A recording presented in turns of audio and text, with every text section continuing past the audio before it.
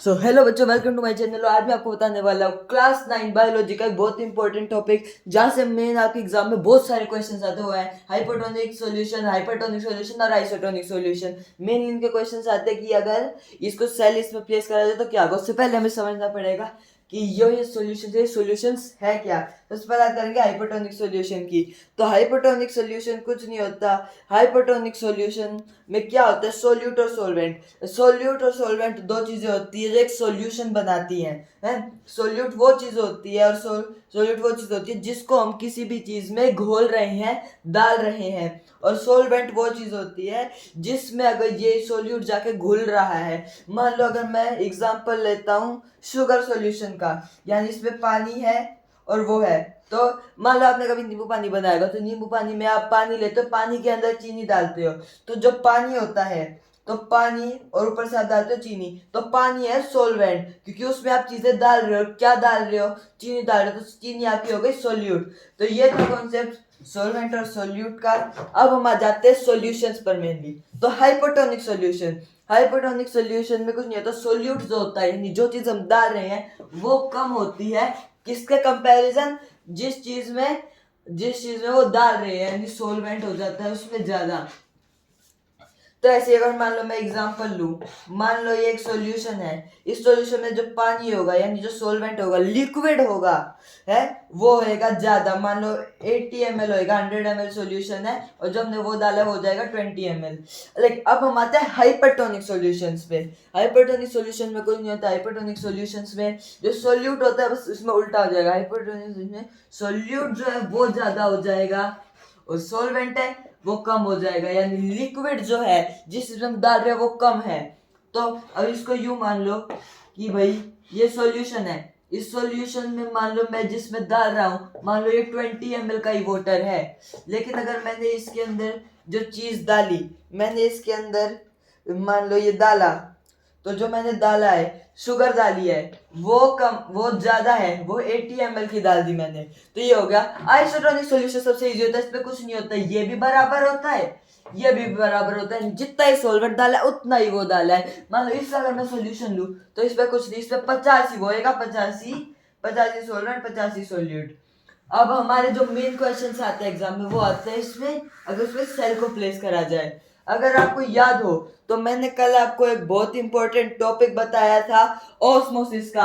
अगर आपने ऑस्मोसिस का हमारा टॉपिक नहीं देखा है तो आप उसको चेकआउट कर सकते हैं, वो आपको हमारे चैनल पर मिल जाएगा। अब हम बात करते हैं हाइपोटोनिक सॉल्यूशन में। मान लो ये भाई मैंने लिया एक हाइपोटोनिक सॉल्यूशन, ये लिया भाई मैंने हाइपोटोनिक सॉल्यूशन। इसमें भाई मैंने प्लेस करा एक सेल। हाइपोटोनिक सॉल्यूशन की हमारे क्या बात हुई थी? हाइपोटोनिक सॉल्यूशन में सोल्यूट जो होता है कम होता है और पानी ज्यादा होता है, यानी पानी बाहर ज्यादा होता है। पानी सोलवेंट यानी लिक्विड बाहर ज्यादा होता है और सेल के अंदर कम होता है। तो आपने अगर कल ऑस्मोसिस का हमारा लेक्चर देखा है तो आपको पता होगा बाहर अगर ज्यादा है तो बाहर ही हो गई हायर कंसंट्रेशन, अंदर हो गई लोअर कंसंट्रेशन। तो हम ऑस्मोसिस की बात करें तो आप मेरे को कमेंट्स में, पहले वीडियो को पॉज करो, जल्दी बताओ कमेंट्स में कि अगर ऑस्मोसिस की बात करूं तो मैं ये मॉलिक्यूल्स कहां से मूव करेंगे। होप आपने सबने बता दिया होगा। तो अब मैं आपको बताऊंगा, अगर इसमें हमने बात करी थी हायर से लोअर कंसंट्रेशन जाएगी, अंदर की तरफ मूवमेंट जाएगी। ये मूवमेंट होगी, ये ऑस्मोसिस की। और इस ऑस्मोसिस को एक स्पेशल नाम दिया जाता है, ये आप नोट डाउन कर सकते हैं। अंदर की तरफ जा रहे हैं, ये बोलेंगे हम एंडो ऑस्मोसिस। एंडो ऑस्मोसिस, ये एंडोस्मोसिस। अब जब ये इसके अंदर मॉलिक्यूल्स मूव करेंगे तो सिंपल सी एक बात सोचिए, इसमें पहले ये सेल है, इसमें मैं अगर मैं और चीजें डाल दूंगा तो ये सेल अपने आप से एंडोस्मोसिस होके सेल जो है वो स्वेल हो जाएगा। यही मेन बात थी। अगर ऐसे फिल इन द ब्लैंक्स में 1 मार्कर क्वेश्चन आएगा हाइपोटोनिक सॉल्यूशन में, अगर सेल को रखा तो क्या आएगा, सेल स्वेल होएगा। और वो पूछे क्यों तो आप बता देना, क्योंकि उसमें सॉल्वेंट जो होता है वो ज्यादा होता है, और जब हायर कंसंट्रेशन से लोअर कंसंट्रेशन तो सेल अंदर मूव करेंगे, एंडोऑस्मोसिस की प्रोसेस होगी, तो वो हो जाएगा, तो सेल स्वेल हो जाएगा। हो पाए हाइपरटोनिक सॉल्यूशन आपको याद होएगा। अब हम आ जाते हैं अपने नेक्स्ट टॉपिक हाइपरटोनिक सॉल्यूशन पे। हाइपरटोनिक सॉल्यूशन में हमने क्या बात करी थी?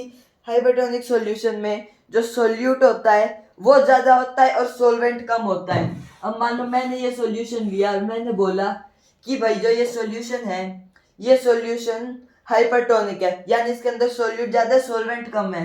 अब मैंने इसके अंदर एक सेल रखा, सोलवेंट तो बाहर कम है, अंदर सेल में उतना ही सोलवेंट है, तो बाहर कम हुआ तो बाहर हो गया लोअर कंसंट्रेशन, अंदर हो गया हायर कंसंट्रेशन, क्योंकि अंदर ज्यादा है बाहर कम है। अब फिर से ऑस्मोसिस की बात, तो ऑस्मोसिस ये होगी हायर से लोअर। अब अंदर हायर है तो ये बाहर की तरफ मूवमेंट होगी, जब बाहर की तरफ ये मूवमेंट होगी तो होगी ऑस्मोसिस। और इस स्पेशल टाइप की ऑस्मोसिस को हम कहते हैं एक्सोऑस्मोसिस। एक्सोऑस्मोसिस।